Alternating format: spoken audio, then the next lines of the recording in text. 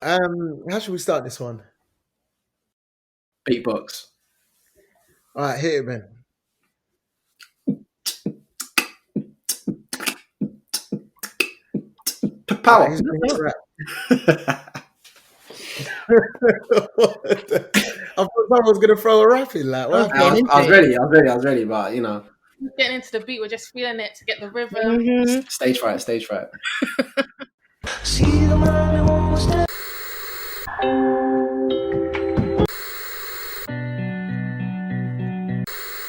They say this is a big rich town.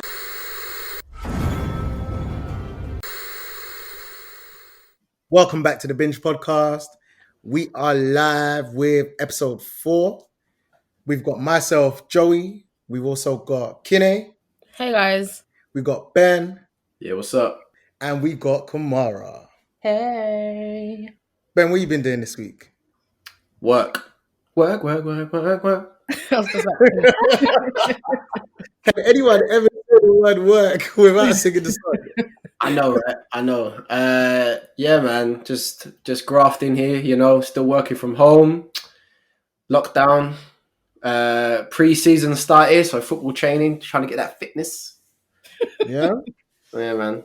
Decent. Are you one of these ones that go for runs, yeah? Yeah, you know, run to the shop. But nah, yeah, I'm gonna try and stick into those 5Ks. I say that, but you know, but bought myself a Nintendo Switch, didn't I? hey. Oh, yeah. You got any games? Well, I'm not gonna lie, I haven't really touched it because you know the missus has bought that bloody Animal Crossing, and she just hasn't got off it. So yeah, Bro, your toe just dipped, so you sound so depressed. Because we know he's not getting that back. I mean, I want to play Mario Kart, like, but no. Soon come. Kinney, what's popping? I'd love to say everything, but pretty much the same, innit? Just staying at home, working, supermarket, come home. Not much to it. Damn. Okay. This Corona life, man. See, but Kamara, surely you've been out by now because Boris has lifted it. Now it's a 1 meter rule. You know, we're free. To do what you want to do. I've been out. I'm not going to lie to you. Actually, got a little story for you. So last Hey. week, I actually left the house. I ventured outside. First time I went on the train in about 3 months. Wrong. Went on the bus. It's the first time I've been on a bus in 3 months. It just felt disgusting. That's all I can say. I was ready to come home, and as I got home, I needed to clean myself off, take all my clothes off, put in the wash. Mhm. Yeah, that was it. But that's my story for the week. So yes, last week I had a couple of days off. I explored, went out and relaxed. So yeah. Do you know what? I hear what you're saying in it because I went in a central line on Saturday, and then Central immediately, line? I went in the central line too. immediately I was sweating. My throat started getting hard. I was just like panicking. Really, I just thought, what have I done? But I mean, it was alright. Well, unlike you guys, I've just been working. I haven't really been out much, to be honest. Actually, I lied. I went to the park on the weekend. Yeah, that's about it. Because I personally don't think that we're ready to be all out up in the wild right now. Because they just want the economy to come back. They don't actually care about Corona. But anyway, let's kick into this week's episode. I can't lie. This week's episode, it brings me joy. You know, the fans have been asking for it. We've been getting requests, even though, this was our plan all along. But it is time to finally discuss The Last Dance. So, The Last Dance is obviously a Netflix series. It's mainly tailored around Michael Jordan, but the whole overview of it is that the Bulls have won 5 championships in 7 years, and they're entering their 97-98 season. And yeah, they've won it 3 times in a row once. They're on the verge of winning it 3 times in a row again. So the series takes you through Michael Jordan's early career into his final stages of his career. And basically we see if, they win the series, because at the end of it, everyone's going their separate ways, and that's why it's called Last Dance. Firstly, I would like to say I can't lie. I wasn't. I mean, don't get me wrong. I knew about basketball, but this, bruv, like I knew main people, the bait people in basketball. Yeah. And then obviously, like you got the playoffs and all that stuff. So I knew a little bit less than the average person. But watching this and going into this, you learn so much. But not only that, it forces, like, you want to learn more about basketball and get more involved. I agree. Like, I knew even less than the average person about basketball, but you already know about Dennis Rodman, but you don't know about the basketball side. You already know about Michael Jordan being the greatest player, even though I never ever seen him play before. I even knew about Scottie Pippen, but it was just such a nice insight, especially because they had archive footage behind the scenes of those times. So it was really good. I enjoyed it. I can't lie. I only knew about Scottie Pippen because of My Wife and Kids. What? Where is that in Wife and Kids? Franklin. Who? I'm sure. Is it Franklin or is it Franklin or Katie? One of them. They mentioned Scottie Pippen. I don't even remember that. I remember LeBron and Michael Jordan from there. Shaquille O'Neal's in it. Yeah, Shaquille O'Neal was in a couple of them. And then obviously Jordan, because Michael Kyle goes to Jordan camp. Yeah. But obviously everyone knew Jordan from before, innit? Well, I would like to think so. Obviously the whole thing is centered around him. But one key thing is, now obviously we know Michael Jordan from Space Jam, the shoes, blah, blah, blah.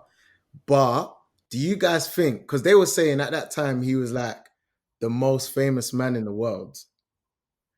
Do you guys think he was? To be fair, I'm not going to lie to you. We weren't even born the time he was famous. So how would we know? Because that shows that, because I would have been 90.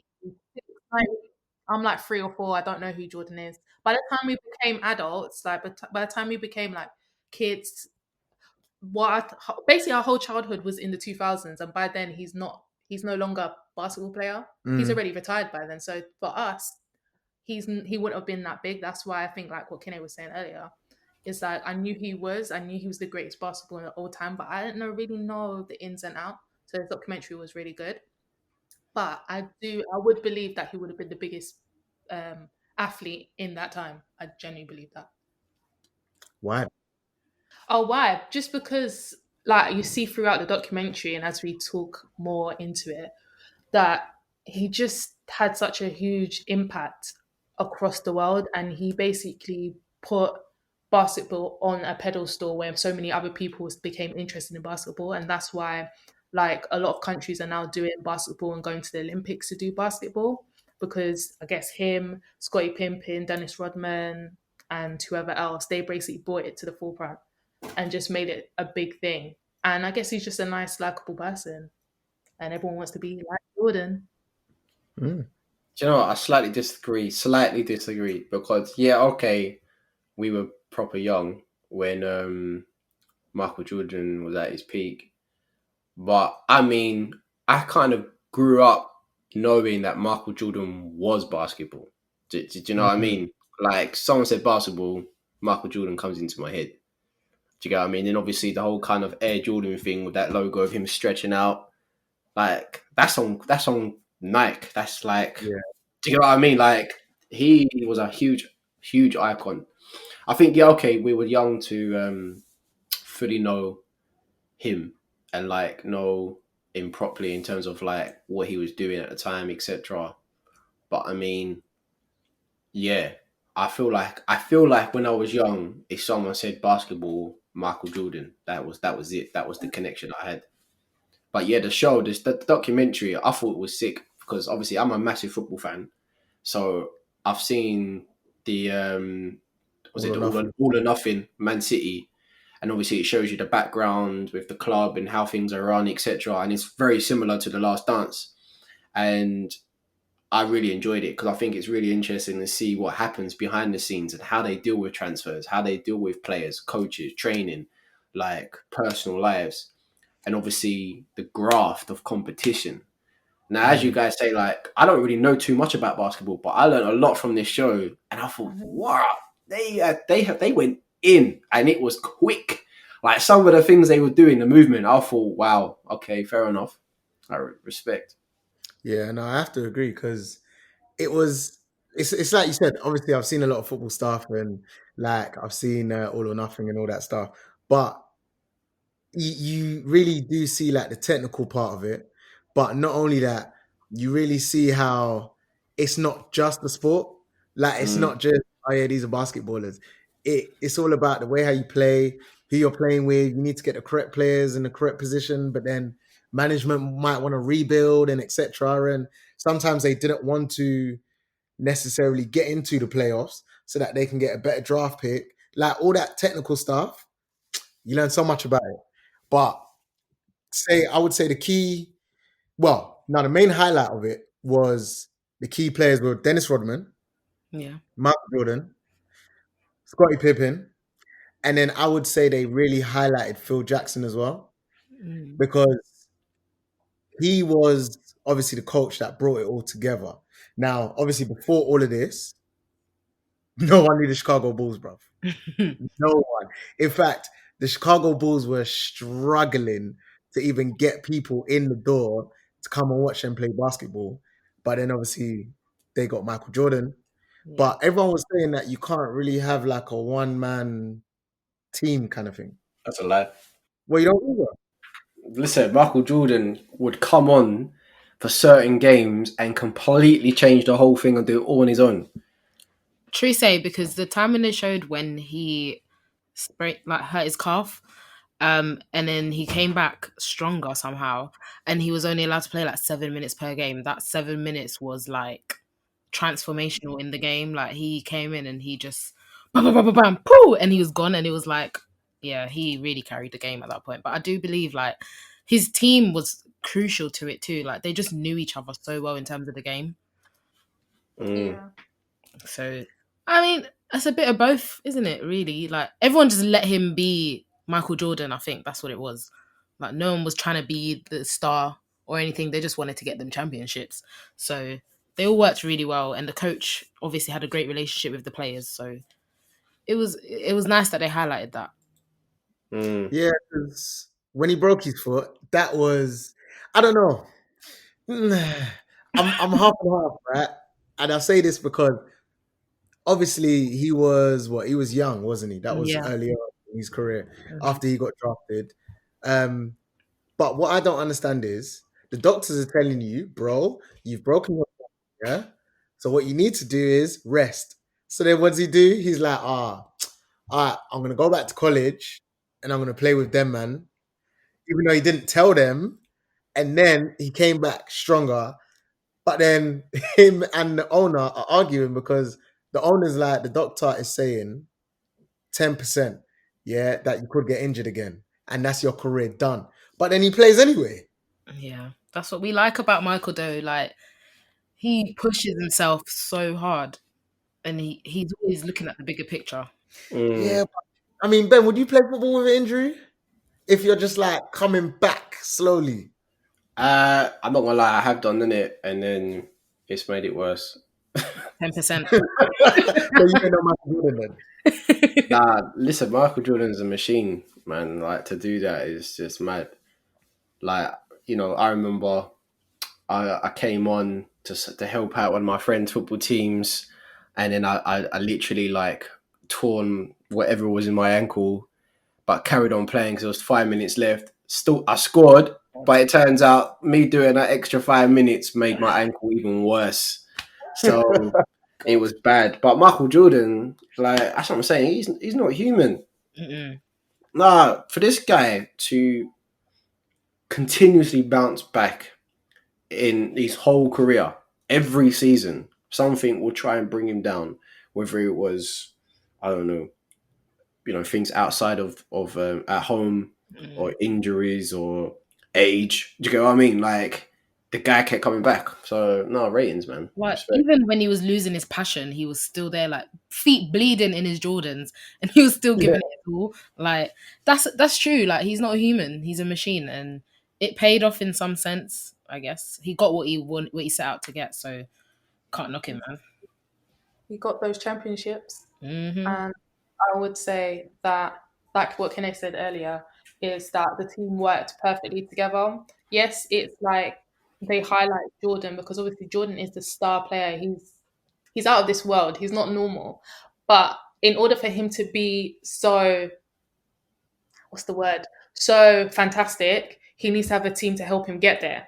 And the thing is, yes, he might have done a lot of things by himself, but there's some way someone had to help him to get the ball in some way. So the team is also, I would say, as important because we've got like Scottie Pippen, we've got Dennis Rodman. Like they're both two vital people that help, Michael Jordan, get the ball and achieve greatness basically, and be able to show all those moments that we saw throughout the documentary.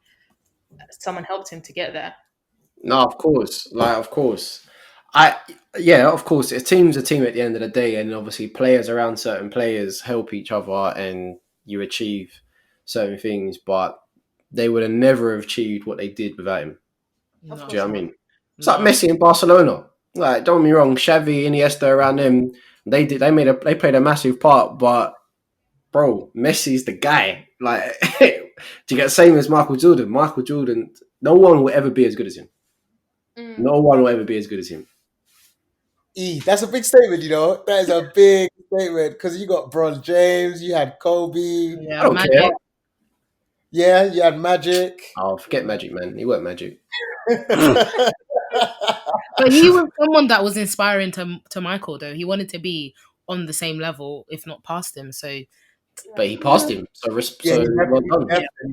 He did. That was his motivation. So, but I think, do you guys think, speaking of Scottie Pippen, like, do you think he should have had the same patience as Michael, maybe, in coming into the professional game? He was emotional. Obviously, they had different circumstances. Like, this man had, 12 siblings and 2 of them had disabilities in his family and whatever. But Michael, I don't know, it could never be Michael. Like, I think he just wants to stay in his own lane, and I think that's what he did. And I think that's where he excelled in, when he stayed in his lane. And do you know what I mean? Like, he is like he's like the second best player in Chicago Bulls. Like, he did like one of the most assists in Chicago Bulls the entire time. So he does his thing. But the only problem I would say about Scottie Pippen is he was so good, but I just feel like he just wasn't respected. And I get that's probably why he was like that, because like, how can you be like, for instance, like the 122nd highest paid player across, like that's mad, and you're like doing the biggest things. If not, you're like this, probably to say you're the second or third best in the league. I mean, he got taken advantage of. Yeah, do you know what I mean? I think I feel for him though, because obviously you got to think about it. At the time he signed his contract, to him, from his background, that was big money. He was like safe, so he weren't thinking maybe in the right way in terms of future. In terms of, is this actually the right contract for me? He was thinking, this is a lot of money. I've got a poor family and background. I want to nice them. That's all he's thinking about. All he's thinking about is, I want to nice my family and cool. And the thing is, you can understand that and relate, because, do you know what I mean? It's like one of us just becoming millionaires overnight. Then, someone said, here's a £5 million contract, safe. But then, like, realizing that you probably could have got a £20 million contract, you're like, oh, damn. So obviously, after a while, I think obviously when Jordan and they was getting success, and Jordan was just obviously unreal and getting so much dough, he was kind of feeling a little bit probably left out, and probably thought, you know what, I should be at a similar level to this. Do you know what I mean? And I think personally the way he handled it was a bit childish. Kind of had a little strop, and throw toys at the pram. But I don't know. Everyone's got their own way of doing things. That's the thing. I feel like Scotty was extremely undervalued. Like, let's not sugarcoat it. He was the second most important player to the Chicago Bulls. So, for example, right,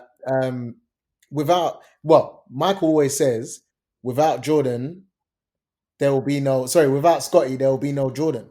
Now, obviously I understand what he means. Jordan will always be Jordan, but Scotty was that assist guy. So he just done everything, all the like background work, and then Jordan got the limelight. But for them to take advantage of him like that, which you could say they didn't at the same time, because even the owner of the Bulls said, "Look, it's a 7-year deal. Like this is a long deal. Are you sure you want to be signing it?" And he was like, "Yeah, I just need to make sure my family's patterned." So I get why he done it, but then, like you were saying, Ben, he went about it the wrong way. I get that you're not happy and all that, but to do certain stuff like enjoy your summer and then have your surgery just when the new season's about to start, bro, you're doing it on purpose. And then on top of that, you had bare little moments where you're just like being so stroppy. For example, when Jordan left now and they were in the playoffs. I don't know if you guys remember this, but they were in the playoffs and Phil, the coach, basically said, "We've got like 2 seconds left on the clock. Pass it to this guy." And Pippen's kind of like, "Wait, but I'm the guy. I'm the main guy." So then they're like, "Nah, bruv." And he's like, "All right, cool. Well, I don't want to play then." How much of like Yeah. Yeah, how that much was, of a that thing was do you have bad. to be? When you're in a team, like legit, it's about the bigger picture. It's not about you. But I kind of feel like I kind of get it because it beats on your ego as well. Like you're so massive and everyone loves you, and you know that you're driving the team to closer to success. And it's just a bit hard because a contract is a contract. Like, what can you do? Yep. So I don't know, but I think, you know what, it's one of those ones. It's one of those ones. Look, Pittman's a nice guy. He doesn't come across as rude. He doesn't come across as a bit of a waste man. He's a nice guy, and he takes a lot, and he's obviously knows how to graft. So he comes across as one of those guys to me that he bites his lip a lot when he feels like people are at him. Do you know what I mean? So the contract situation, then getting kind of said, "Oh, we're not going to pass the ball to you. We're going to pass the ball to someone else." He's like, "You know what? Forget this." Like he feels like people are against him, but that's not the case. But it's because he's probably building up a lot of emotion. Do you get what I mean? He's just kind of thought, you know what? Forget it. But I think that's what I'm saying. That's one thing that probably let him down. It's probably his attitude towards a few things. Was just probably not the right way to go. it was being childish. That's all it was. Absolutely Like, childish. childish. I feel like Scotty Pickney. Oh, that was a good one, you know. You don't get a star for that. You definitely don't get one of those. But he was, honestly, I feel like the amount of money he was getting paid really didn't value his contribution to the team, because when you even look at when he was injured and he decided to do the surgery when the season started, that's when everyone on the team started hating Mike, because Michael would push them. Like Michael was on their neck. Like he was like, "Listen, Scotty's not here no more. We're starting to lose. Yeah. You lot need to pull your weight." And that just shows you, without Scotty, they started losing straight away. So I feel like he does deserve like his money, but for him to turn around and say, "Oh well, I'm gonna leave Chicago Bulls. I'm never gonna play for them again," and then to turn around and say, "Oh, I've had a change of heart now." Yeah, that's so awkward. It's so embarrassing. Like Exactly. you just like threw a whole tantrum and it was so public and everything, and then you're back, Yeah. right? And you're not getting more money, so it's just Exactly. So so embarrassing. what was the point? But one thing I want to say actually, so obviously during the time where Scotty Pimpin was on the bench, this is where we get introduced to, and obviously this is when they kind of bring in Dennis Rodman to be that filler. And then Dennis Rodman becomes basically Michael's new second. Yeah, his go-to. So personally for me, I don't know about you guys, but I just really like Dennis Rodman. Before I used to think, oh, I'm not gonna lie. It's Why so is he like this?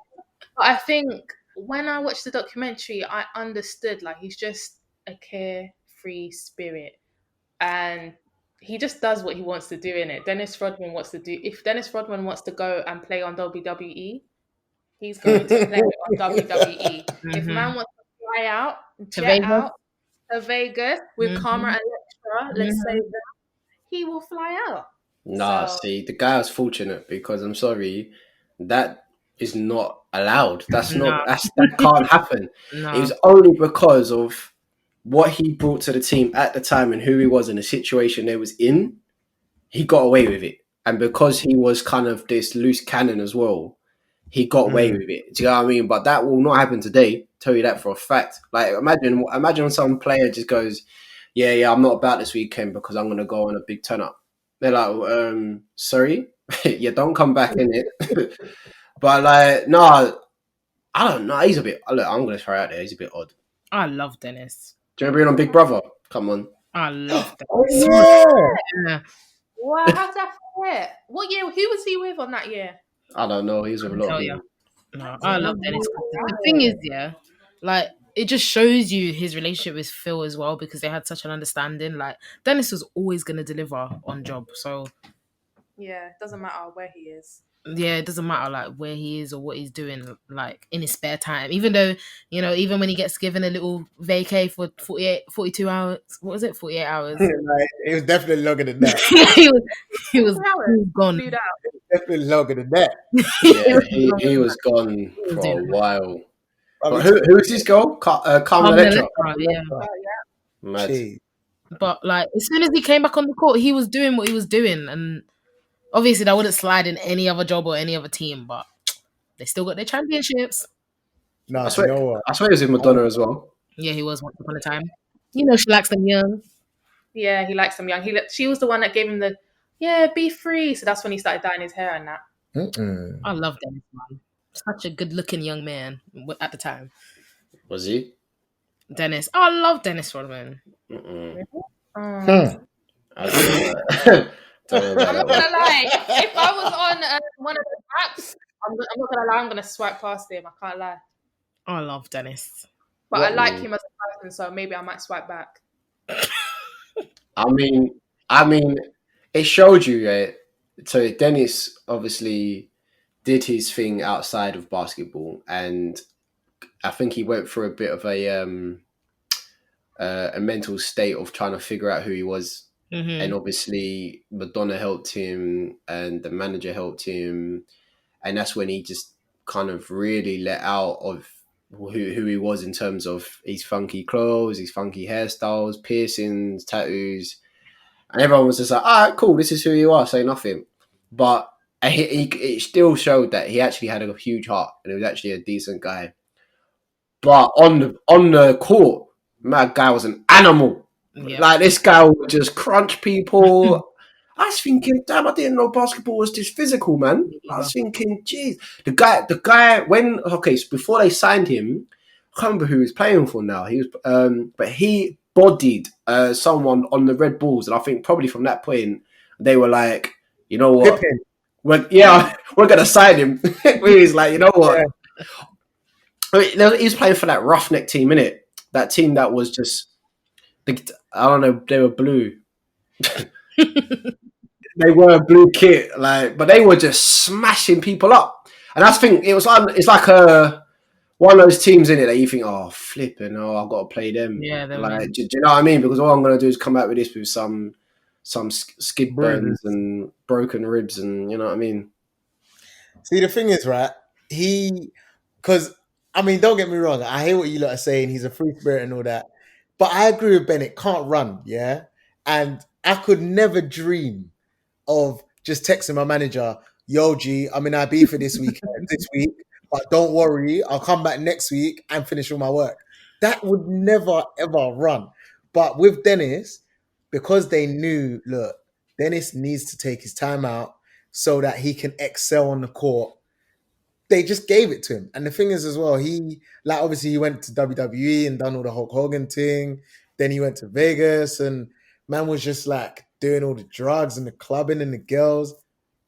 But I feel like he done all of that because he knew that when he was at the Bulls, he had the pimping and he had Michael Jordan and he had Phil that were like his three fathers. So they kept him under somewhat of a control. Because obviously, if you remember before that, he was struggling.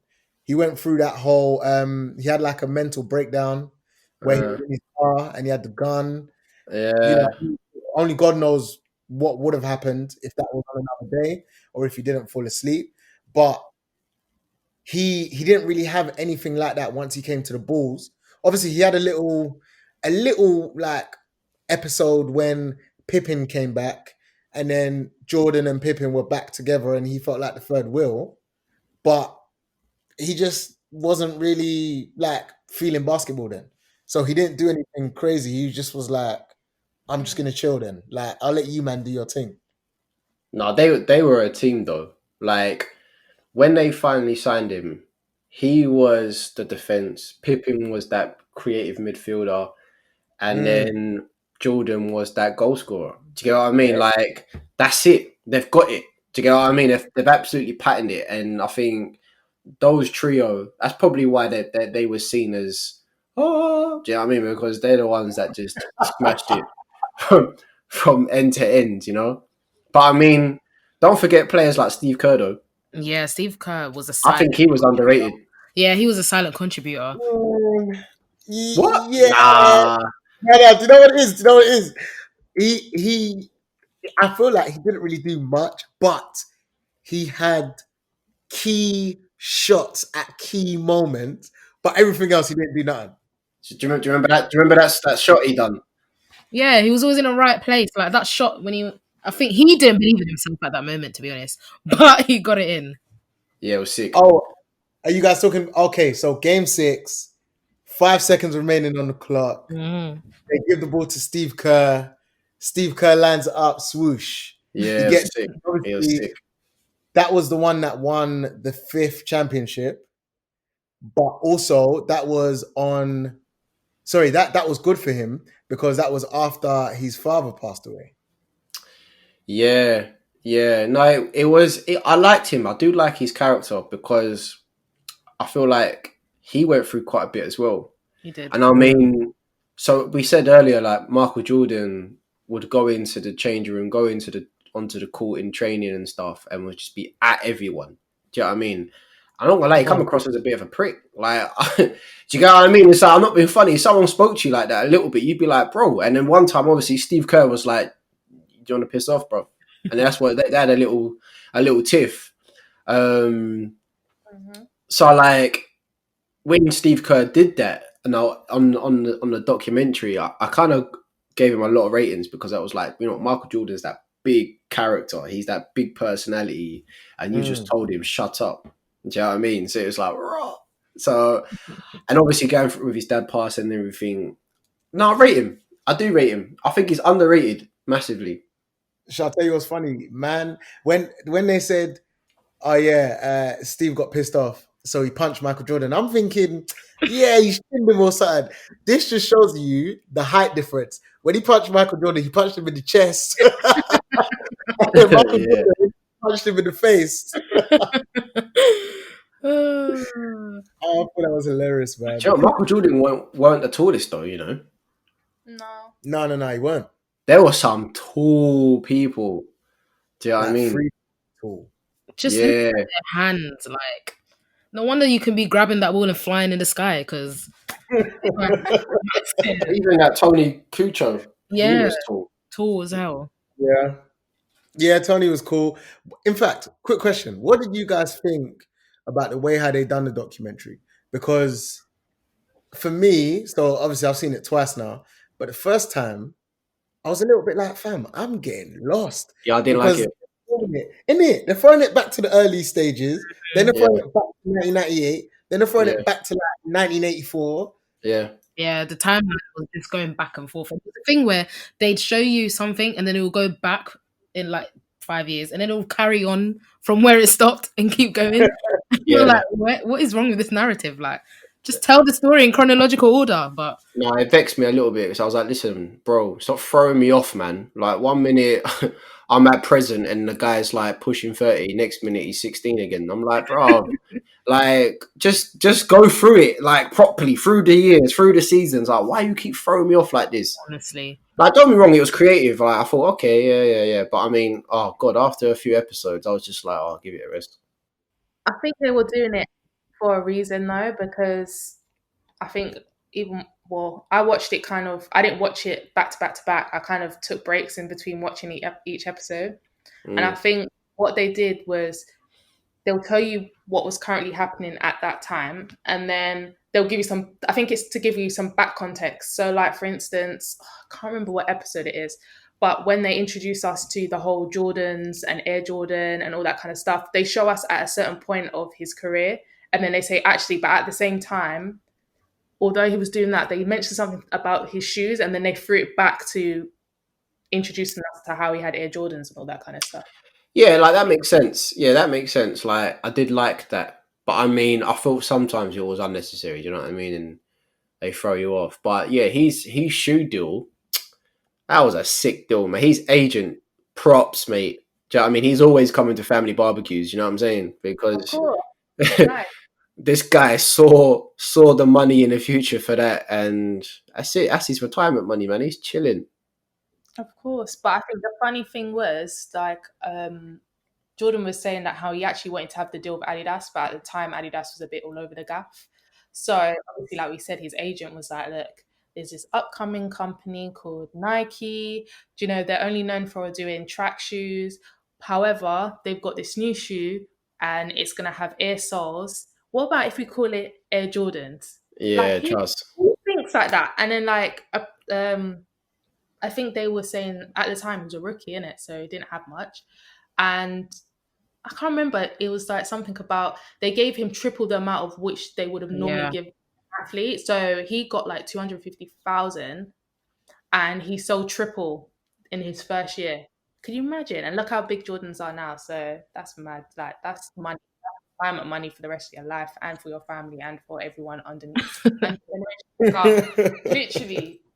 Yeah, because they're still, to this day, like, people are still buying them. He's still making a lot of money. Like, that is one of the best deals any agent I think I've heard of in a very long time has come with. So Yeah, he definitely got a good deal. But I want to talk about one of the what I would say presented villains. You know, the documentary showed us this person, and I feel like they really tried to make him a villain. But I don't know, I've got a little soft spot for him. Jerry oh Krause, my god, I don't the like general manager. did not like it. Yeah, do you know what? Yeah, I don't understand why he got so much stick. To be honest with you, bro. Is he still alive? Wow. Wow. He wasn't in the documentary. I don't remember him in the Of course he is. Oh, because he's not in it. Oh, Yeah, actually, because he was probably pissed off, innit? He could have told his Yeah. side of the story, you know. Just No, but that's the whole point, isn't it? They want to, because the way how they make it seem, right, is like, oh, Jerry, he wants the success, but everyone should glorify him. Now I get it, because obviously he did say a few wild comments like, not only teams win the championships, but franchises do. And it's like, yeah, but bro, I don't see you throwing no free throws. I don't see you in the gym. Like, he you're definitely kind don't go gym because boy. But no, they really didn't rate him. Like, Scotty had an issue with him. Phil had an issue with him. Jordan had an issue with him. And yeah, they were just all beefing him and like openly disrespectful to him. Yeah, I didn't get it. He was that one creep that got the abuse on the coach going to games and stuff. Like, I think about it. He was the one that did all the top business. Do you know what I mean? Yeah. He played a massive part in their victory. So I feel like he deserves a little bit of slack. I don't know whether he was just that, I don't know, that weirdo, that creep in the background that just kind of like said snidey comments about everyone, and maybe you didn't like him because he was the one that made sure what money you got or saying. I don't know, but they were bad mouthing him a bit too much, I thought. I think he was just he's a businessman first and foremost. I think that's the issue. Like, he wasn't there for everyone else's interests. So maybe that's why he was like enemy number one to everyone, because I was just upset because I just feel like he wasn't very fair, especially when he was just like, yeah, we're gonna what did he say? Not regroup. Can't remember the words. Oh, rebuild. Yeah, like, and I was just like, what? Why would you stop when everything's going so well? Like, if I knew if I got rid of Phil, Jordan was gonna go, I think I would have held on a little longer. But then again, who knows? Yeah, see, I think he had a lot of questionable decisions because obviously he didn't give Pippen the contract, or he didn't want to adjust Pippen's contract. He wanted Phil out. He was just like, bruv, Phil, this is your last year, innit? Then Jordan's like, well, I'm not gonna be with anyone but Phil. Then he's like, all right, cool, Jordan, you go too then, bro. Yeah, I've had enough of this kind of thing. And then obviously Pippen, because he didn't want to get the contract now, before he even speaks to the owner of the Bulls, he's talking to the media saying, yeah, we're looking at possible options of getting rid of Pippen. So obviously I understand Pippen having beef with him because Pippen's like, fam, yes, we've got our issues, but you're now taking it to the media and making me feel like undervalued. Mm-hmm. So, of course I'm going to cuss you. And then man was saying stuff like, oh yeah, we need to adjust the rim height so that you can shoot and all this stuff. But that's your general manager though, I can't lie. Yeah. Let me ask you guys a question, yeah? Let me ask you guys a question. If they all stayed on for another year, could they have got another championship? I don't think Michael's heart was in it after the 6th one. I don't know. It's tough. It would have After the been very tough. Yeah, after the 6th one, I feel like he was like, do you know what? That's it. Like, he just, because he even said himself, like, the passion was just wearing off. Like, he was starting to not slow down, but he was just starting to lose his love for what he was doing. Well, my guy went and played baseball. Yeah, who retires in the middle of a career and is able to come back? That's what I'm saying. Only Jordan. Only. He went to play a whole nother sport. He changed his whole physique, all of his skills. Nah, this man is a monster. Yeah, that's why you know he's a sick athlete. The fact that you change your physique and you change everything, like your game, for another sport and make it into as a professional, then damn, like fair enough. But then he goes, you know what, this ain't for me because he was rubbish. So then he changed it all back again to a basketball player. Let's be honest though, I believe the only reason why he went to baseball was because when his dad passed away. Yeah, it was like a little, I don't know. It was a hard time, I guess, and I think he was finding it hard to adjust to basketball without his dad. And he said his dad loved baseball, so I don't know, maybe that really. Yeah, because when he was a kid, his dad always wanted him to play baseball because his dad's a big baseball fan. So yeah, I think that I think he said to his dad that he would do it still one day or something. So yeah, Weird though. I didn't know you could go through different sports like that. well, he was very lucky. It's because of the owner of the Red Bulls, the baseball team as well. So he was like, "Yeah, bro, anything you want, mate." Do you know what I mean? Like, I love you. Like, that's basically what he did with it. Yeah, I think it was kind of peak. Like, obviously, so his dad died in '93.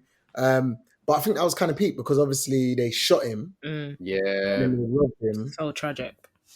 Now, for me, I'm thinking, not saying that he's invincible, but it's like, fam, like first of all, that's Michael Jordan's dad. Like, you must have known.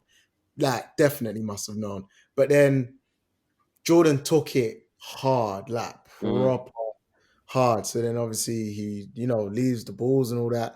But what I personally didn't like about that episode was the media turning on Jordan. Yeah. So obviously they like made a whole thing of, so before his dad dying, they made a thing of him gambling because I think it was like a playoffs and he was out in a casino with his dad late.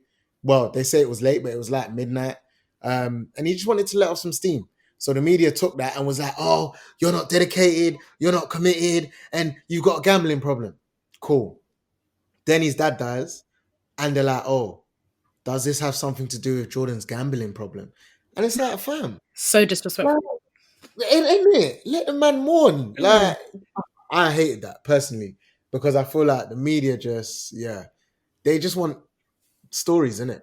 But the media sucks, man. Like they're deep. Like anything for a story, and then it's like the media don't care when it comes into people's lives, people's families and emotions and stuff. Do you know what I mean? Like, they have no consideration. It's like they got tired of him being amazing, so they just wanted to find something to drag him down. Mm. So it's like, if you're really this top guy, then nothing's going to affect you. So it doesn't matter what we say, kind of attitude. But I mean, bro, who wouldn't be affected with his dad? Like, you're very close to your dad, and he gets murdered. Like, When about 18-year-olds? I don't know. I can't remember Yeah, who it was.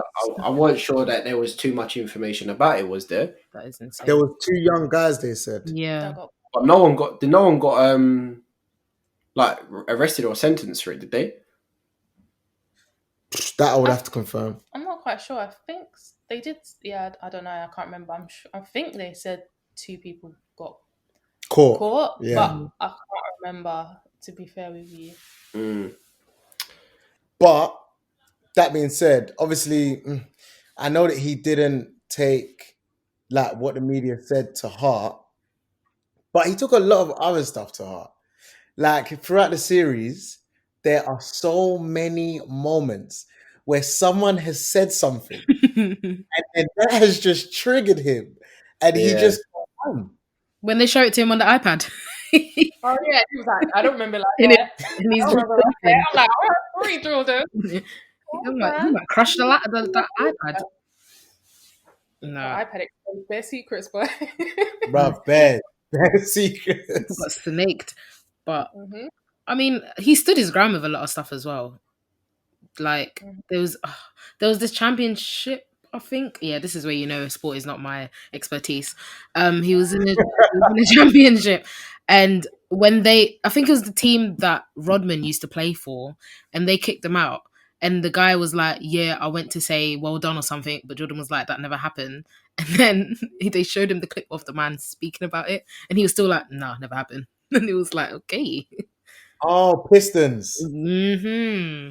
Yeah, because the Pistons. So obviously, I don't know if you guys watch much football, but Ben will get this reference. The Pistons are basically the basketball version of Stoke City Football Club. Yeah. See, I wanted to say this earlier, but I've made a lot of football references. So Yeah, no, it's fact because they don't like do anything but rough you up and then try and win the game using that. So there was bare times where Jordan's getting pushed on the floor mid-air, they're getting elbowed in the rib cage. It was Dennis Rodman himself that pushed Scottie Pippen.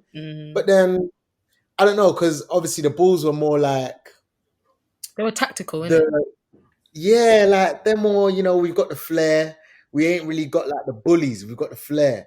So because of that, they had to overcome them because it was the Pistons and it was someone else. I think it was the Rockets. Was it the Rockets? No, the Knicks. The Pistons and the Knicks.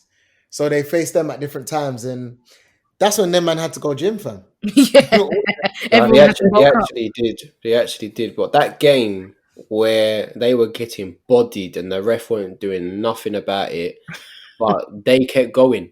And obviously they were like, the other team was just like, what? Like, what? How are these people keep, like, they'll get up. I think Pippen got failed really badly. And ref didn't do nothing, but Pippen just got up, carried on, and then they scored straight away. So the other team was just like, rah, just lost their head. But that's why, the graft of the Bulls was just, I thought was immense, really, because I just don't see any teams doing that again.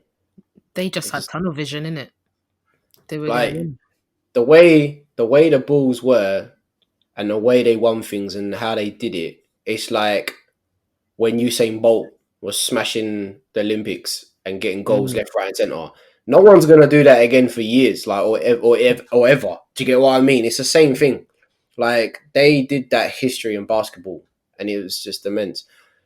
So for the Pistons, yeah, who was that forward that was just beefing Jordan all the time? Isaiah Thomas from the Pistons. Yeah. That's This is the one him. I was talking about. Yeah, this is him. Yeah. Yeah, this is him. Yeah, this guy was. He was bitter, He was a bit of a knob. a sourpuss. Him and Jordan did not get on. He was a sore loser because Didn't they beat them before? Yeah, so they beat the Bulls, but the Bulls still took the defeat on the chin, shook their hands, But when the Bulls come back and beat them, Yeah, they battered they them. walk straight off. Yeah. And it was just like, raw, okay, you guys are sore losers, innit? Like, you can't take it kind of thing. And still to this day, I don't think they talk. I genuinely No? don't think they get on. Like, No, they don't. but yeah, you've always got that waste man on the pitch, on the court. Do you know what I mean? Yeah, of course. But I get it though, because at the end of the day, they did whoop their ass 4-0. Mm. So it was like, bruv, you didn't even give us a chance. We didn't even get to win one game, bro. Please. Do you know what I thought was sick about Jordan, yeah? Is the fact that my guy was getting so old, but all these young people that was coming through. So Kobe, like he was young in it, and obviously he's coming through. Jordan was still bossing it. And obviously these young guys are thinking, bro, how is this guy still smashing it? Like, and Shaquille O'Neal, like he was coming up. Do you know what I mean? And you just think, wow. Like, that's why you continuously give props to Jordan, because at his age, and as we said earlier, changing his physique as well, like, no, respect. I think his second retirement came at a perfect time. Of course, he needed to rest. If he came back, Yeah. that would be funny. But it's good that he retired and enjoyed. So, obviously, just have to shout out Kobe, R.I.P. Kobe. Kobe. Yeah, because Ben, obviously, you touched on a young Kobe, played against Michael in the NBA All-Star game. Yeah. That was quite interesting, because obviously they learned a lot. Because Kobe was kind of like on that whole vibe of, oh yeah, I'm playing against the great, so let me show him what I got. And then Michael was like, nah, bro, maybe next time, but not this time, because I'm still about. You get me? But that was obviously the last, because that was his 98, 89 season, and that was the last season that he had with the Bulls and in basketball, really. But there is one thing we're forgetting. Do you not remember when Jordan was playing the day after he supposedly got food poisoning? Oh yeah, when them boys delivered the pizza. Yeah, and apparently, 5-6 men showed up to the door to drop off a pizza, and they're like, "Are you Michael Jordan?" Oh my days! And he played through food poisoning. Everyone thought he had a flu. No, my guy was pooing and sicking up, innit? Yeah, man. Him, and also it reminds me of when Scotty as well had a back issue, and he still carried on playing as well. I don't even know you can be coming on and off like that, to be playing a little bit. Oh, my back hurts. Let me go back in, get some little physio, come back. Like, yeah, that was wild. But I feel like they hit that mentality because Jordan made them better. Yes. I feel like Jordan made the whole team. So like you were saying earlier, obviously, without the team, Jordan wouldn't be who he is. But I feel like it's also the other way around, because Jordan made the team a lot better and made individuals dig deeper than they usually would. And it just showed me, because when Scotty done his back in, like Kinney was saying, man's coming on for 5 minutes. Oh, let me help the team. Okay, I'm back, guys. Let me go back and do my massage. So it was, I don't think he would have done that if he wasn't in Jordan's team. No. It's true. I do believe that with Jordan's motivation kind of rubbed off on them as well. And I think Phil's relationship with the team also shows a lot. Like, he made them build a relationship with each other as well, because he was all into like spirituality and stuff like that, and it seemed to have rubbed off on them as well. Yeah, because him and Dennis connected with that, didn't they? Yeah, it was cute. All right, let's talk about Phil. You know And about Phil. Yeah, Bro, his NBA's Jurgen Klopp. 100%, absolute 100%, because he had his own methods, innit? And well, obviously if you look at it for what it is, he stole them from another coach. Because the coach got banned from the sidelines when Doug was the manager. There was another coach that was advising him, play the triangle. And the guy was like, bro, get out of my face. So then Phil spent time with that guy learning about this whole triangle thing. And then, he started to use it. And instead of making it everyone pass to Jordan and get out of the way, he kind of made it let's work as a team, guys. And then, we can work. Like we can make this thing work. Where I say he's like NBA's Jurgen Klopp. Like Klopp's that manager that is everyone looks up to him as like a father figure kind of thing. Do you know what I mean? And he has very good relationships with his players. And it's the same as Phil. You know, like he had a good relationship with his whole team. Do you know what I mean? And like he brought a lot of like spiritual and peaceful methods into his training as well. Like they would do like yoga sessions and they'd meditate together. Do you know what I mean? It was nice to see. And I thought, yeah, this guy, who wouldn't want to be coached by this man? Do you know what I mean? Yeah, I didn't hear any players even say a bad thing about Phil, which says a lot, to be honest. Guys, we can go on for ages and ages because there is so much to talk about. But we're going to leave this one where it is. Ain't no part 2 for this one, only part 1. Obviously, they got their second three-peat when they won it in the 1998 finals against Utah Jazz. And then that was it. Coach went. Jordan retired. Pimpin got drafted out. Ben, your boy, got shifted out ASAP. And then, yeah, everything just went downhill and ain't really heard much from Chicago Bulls since then. No, it's true, you know. I just want to say big up to Netflix for doing this documentary because it was a well done. It was a well done documentary. It was needed, I'd say. Yeah, I'd second what Ben said because I knew all of these stars, but I just never knew what they contributed to the game. And it's mad because when I was watching the archives of them playing, I was rooting so hard for them, thinking this is like 20-something years ago. I could just Google and see if they won it, but I was rooting so hard for them. And it was amazing. ESPN caught some good behind the scenes stuff. Like, it was very, very exciting.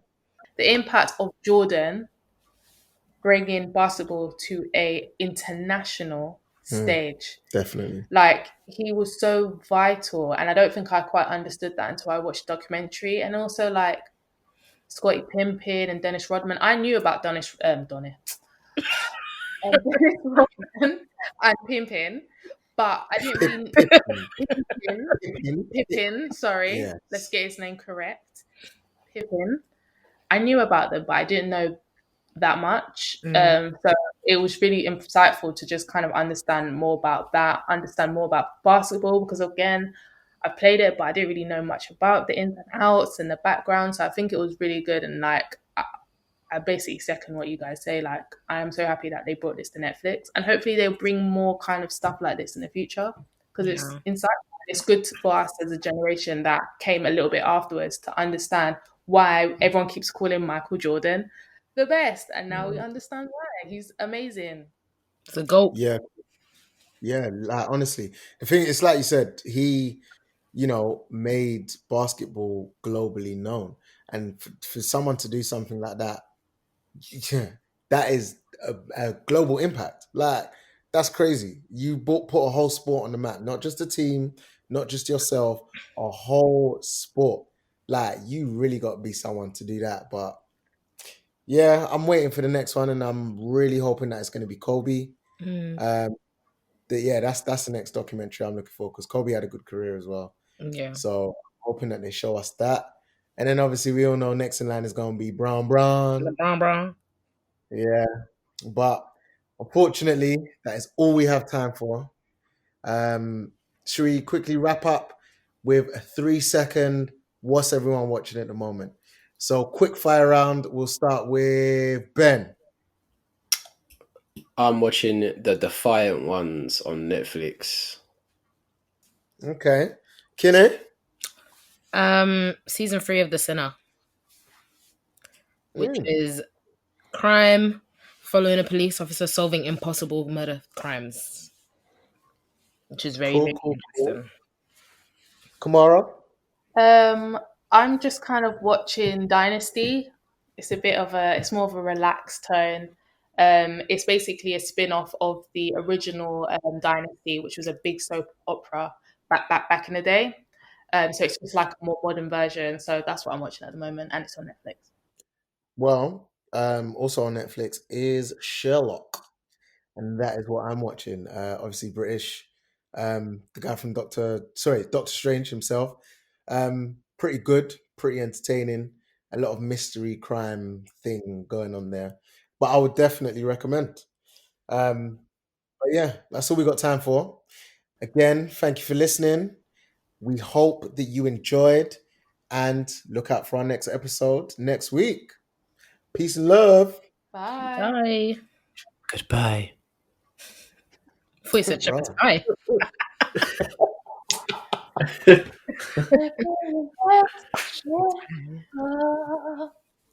We're playing basket. Make sure you follow us on all social platforms at the Binge Pod UK, and be sure to subscribe.